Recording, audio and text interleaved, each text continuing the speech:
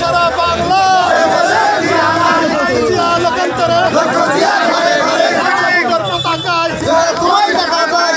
তোমায় দেখা যায় দিয়েছি তো রক্ত রক্তের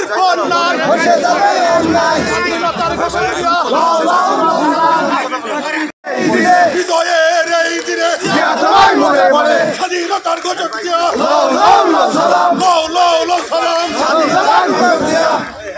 গত জুলাই মাসের রক্তক্ষয়ী সংঘর্ষের মধ্যে দিয়ে আমরা আমার নিখুঁতভাবে পেয়েছি।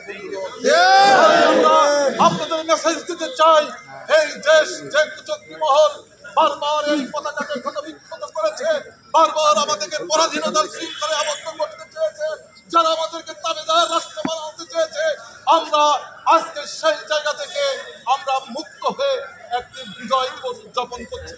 এবং আগামী দিনে যদি এই ধরনের দাবিদার বাহিনী, এই ধরনের কুচক্রী মহল, এই ধরনের দেশবিরোধী শক্তি বাংলাদেশে আবির্ভূত না হতে পারে, সেই জন্য আপনাদের অত্যন্ত সতর্কতার সাথে আগামী দিনগুলো উদযাপন করতে হবে। বন্ধুগণ,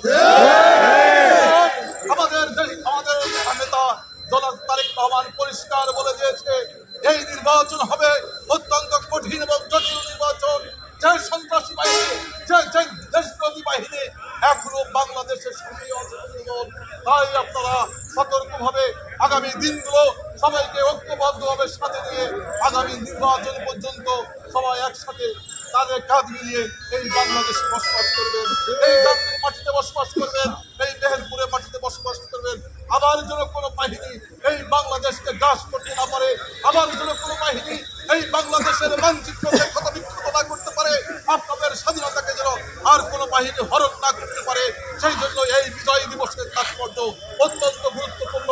এই বিজয় দিবস যেন যতদিন পর্যন্ত পৃথিবী থাকবে, আমরা যেন এই বিজয় দিবস স্বাধীনভাবে, সুন্দরভাবে, মুক্ত পরিবেশে উদযাপন করতে পারি, এই প্রত্যাশা রেখে আগামী দিনের সুন্দর বাংলাদেশ পুনঃপ্রতিষ্ঠার শপথ নিয়ে আজকে এইখানে আমার সংক্ষিপ্ত বক্তব্য শেষ করছি।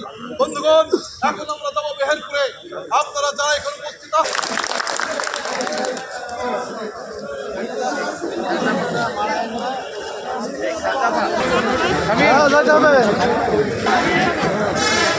পাঁচ মিনিট